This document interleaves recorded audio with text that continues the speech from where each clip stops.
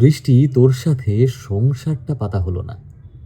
তুই আমার জীবনে সেই রাস্তাটার মতন হয়েই থেকে গেলি, যার হয়তো কোনো একটা শুরু আছে, কিন্তু শেষটা কোথায় হলো কেউ জানলো না। ওই কি বলে, আমাদের ক্লোজারটা হলো না, বল। সোশ্যাল মিডিয়ায় স্টকিং করার সাহস দিলেও আমাদের মনগুলো কেমন আছে সেটা কিন্তু বুঝতে দেয় না।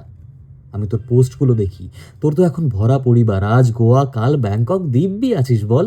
আর আমি শালা এখনো পর্যন্ত কলকাতার রাস্তায় রাস্তায় ফ্যা ফ্যা করে ঘুরে আমাদের স্মৃতিগুলোকে কুড়িয়ে চলেছি।